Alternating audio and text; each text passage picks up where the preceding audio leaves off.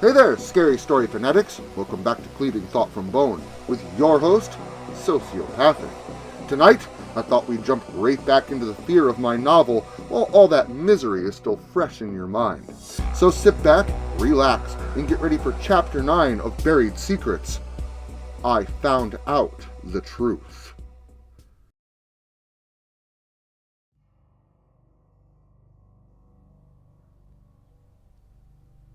I was just a kid, by all accounts, and I had purposefully come to this place alone and under the most shady of circumstances. And when I heard the noise behind me, I could have never expected my worst fear to actually come to fruition. How had he followed me here? I didn't even know where I was, and although I should have felt comforted by his presence at this place, a glimmer of hope that he would finally understand all that I was trying to convey, something was wrong. I don't know if it was his expression, the look in his eyes, his body posture, or the like, but something felt ominously off and uncomfortable. "Dad? How? What are you?" I stammered, unsure of exactly what to say.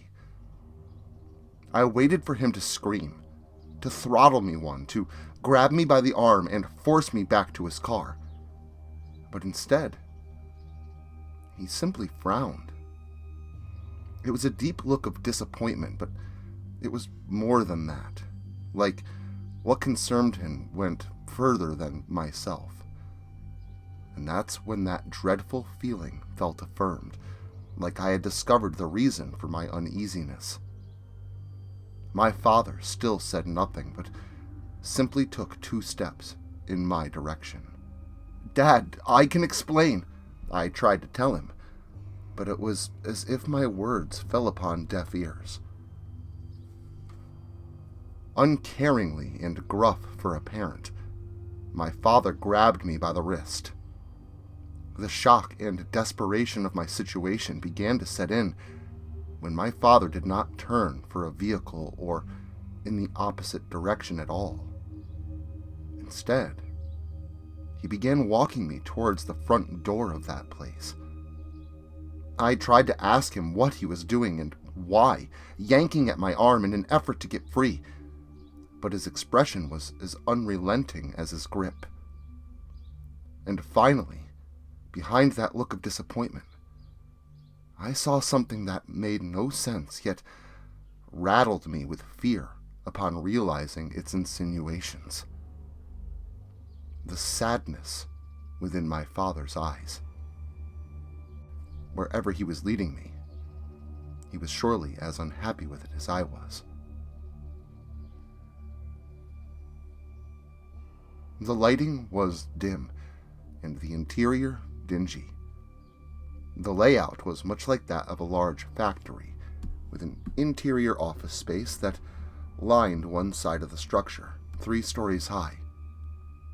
Much of the space inside looked old and disused, but in some of the office spaces, I could see illumination and fresh paint, as if some of those spaces had been renovated for some reason. In some vast distance, muffled by untold obstructions, I could hear animals wailing, some loud, but mostly groaning in low murmurs. And then I heard the whimpering. As my father dragged me through that place, I realized that it wasn't animals I was hearing. The whimpering, intermittently mixed within, told me something else.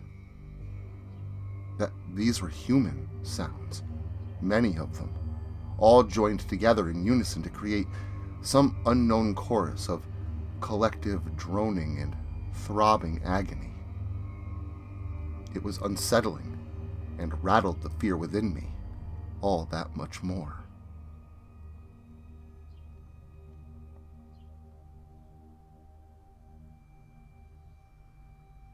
I honestly don't remember how much time I spent in that cell-like prison, with the absence of sunlight and observable daily routines.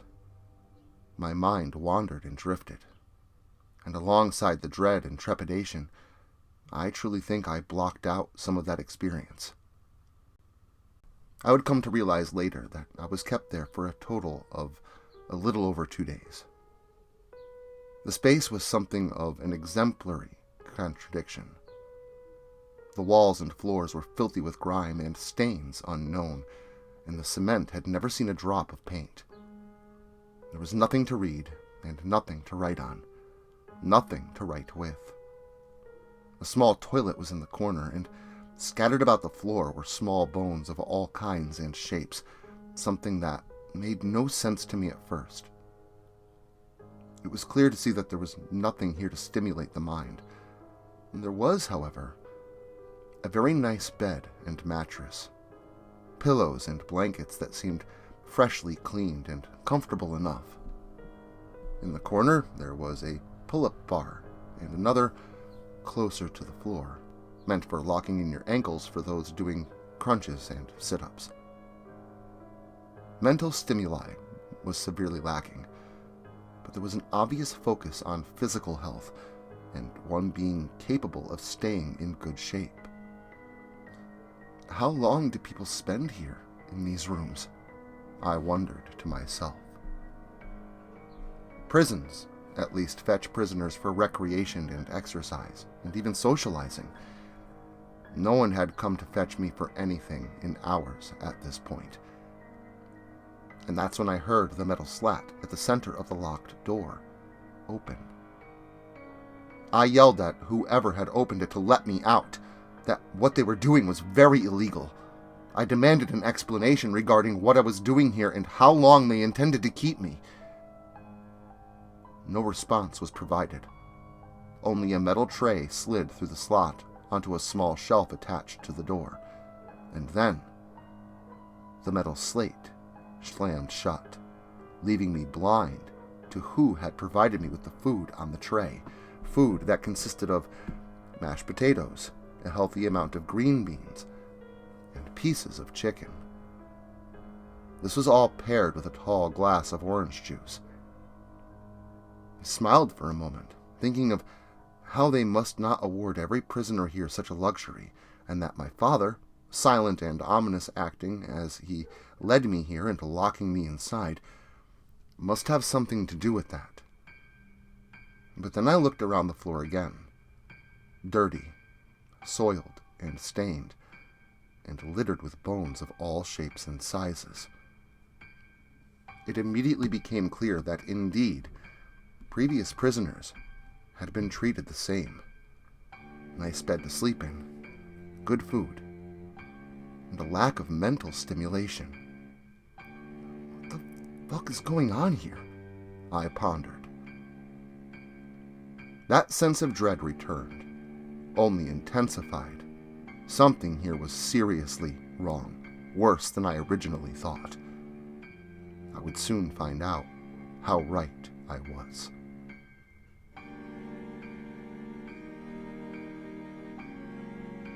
For an eternity I stared at those blank gray walls, when I was startled by the sound of the thick metal door unclasping and creaking open. From outside stepped a tall man who I did not recognize, dressed all in black and not a strand of hair on his head to speak of. No matter how many times I asked him what I was doing here or what he wanted, he said nothing. Only motioned for me to walk towards him and the now open door. There was an expression on his face that told me that I needed to listen to what he asked, or I would suffer dire consequences and be forced anyway. So I complied, and upon stepping through the door, I saw 2 more people ready to greet me. The first one, just outside the door, was dressed almost identically to the first. He was a little thinner and taller, but otherwise the 2 men could have passed as brothers. The second individual stood just out of sight, around the corner of the frame, and also refused to speak, hidden from view until I was fully outside the cell-like room. It was my father. Either he was sent to get me, or had come to collect me on his own, but the 2 men that accompanied me told me that they were there to make sure I did not try to make an escape. Something told me right then and there that it wasn't my father calling the shots, but he seemed awfully comfortable here in this place. Whatever was going on, he was surely a part of it. After making a series of turns of rights and lefts and long stretches of corridors spanning beneath the warehouse-like building above, we eventually came to a door. The door didn't seem all that different than any other, but inside it most certainly was. This room looked more out of place than anything else here. The room was befitting a back parlor of some rich person's mansion. There were thick, plush chairs and 2 sofas on which to sit on. There were a series of small tables and one long, almost conference-type table that you might see in most offices.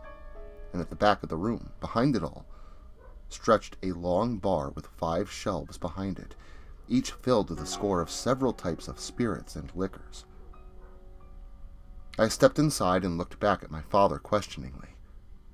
He stepped in behind me, but turned and nodded to the 2 men, who remained outside and closed the door behind us. That's when Dad looked at me firmly, more stern than I'd ever seen him, and told me to take a seat. Call it years of being a dutiful son and the resulting programmed conditioning, but I did as I was told. "You've really put me in a position here, kid," my father began. I started, but he cut me off. "I know. You just wanted to find out what happened to your friends. If you only knew. Those kids were not your friends," he explained.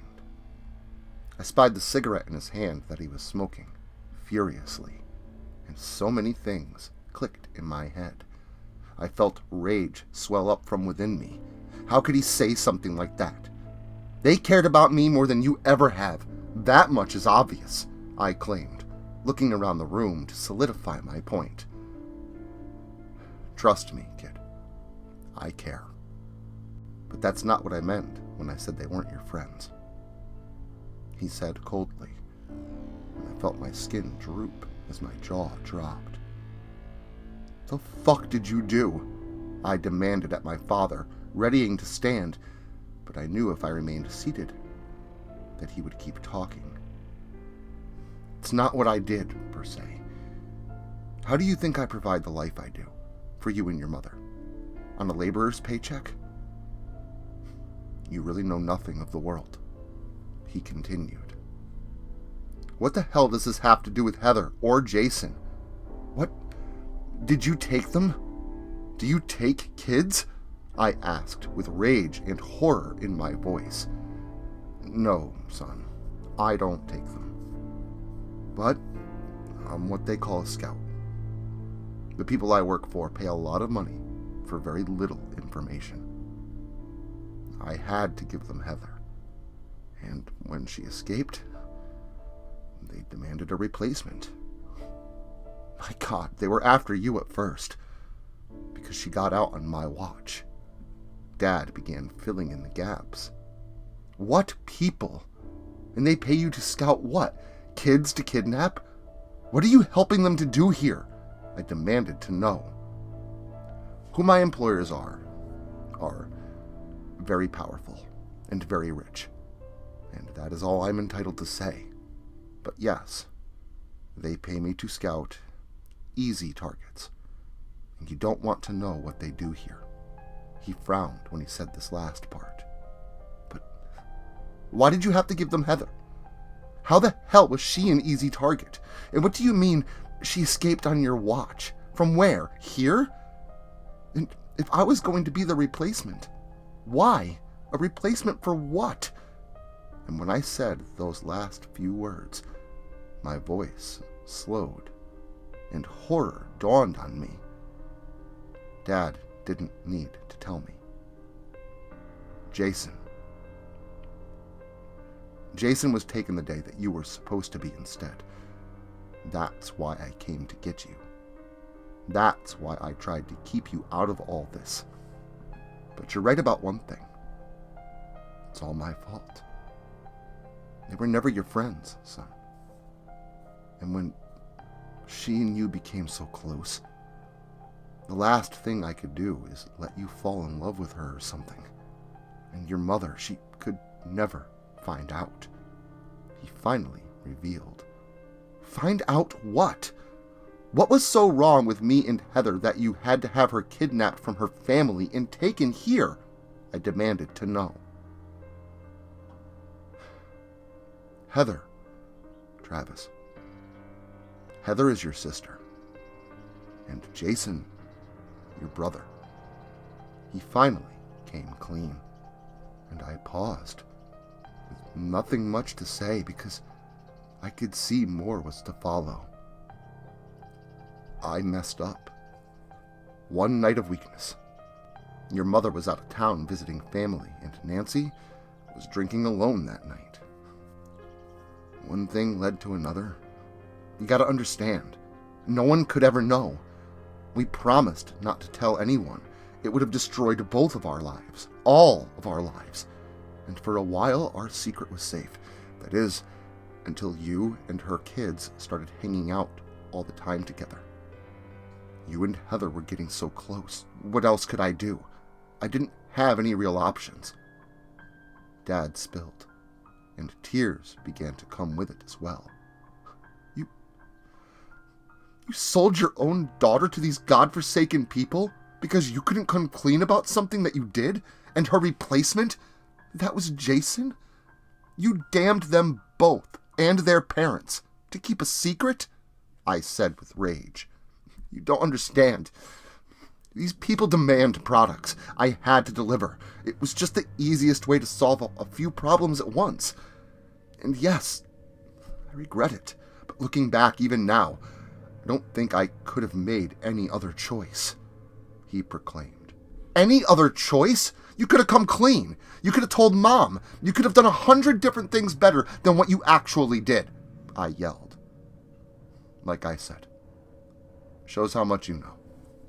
And if I had any other real choice, I would have taken it. I didn't. Just like I don't have a choice now.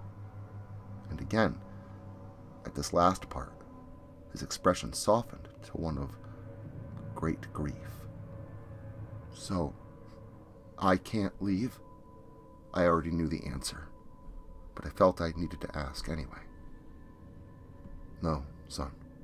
Unfortunately not. I'm sorry, your friend Jason simply did not survive this place. I've been assured, though, that you'll be treated much differently. The horrors this place can deliver. I couldn't bear to think of you in such a way, my father said. I had more questions for him, more that I wanted to say, and began spouting off all my demands at once. But he said nothing, and the doors opened once again. Back in stepped the two bald men from before. They weren't allowed to let me go, and my own father was the last one that I could turn to for help. I knew that now. There was only one thing left to do. I just didn't know if I had the courage to do it. Just when you think you got exactly what you wanted, you realize you never wanted it to begin with. But the truth has a way of sticking with you, just like you should stick with me by coming back here again next Saturday for more gore galore. And until then, make sure to like, share, subscribe, and turn on notifications so I can catch you all again next Saturday.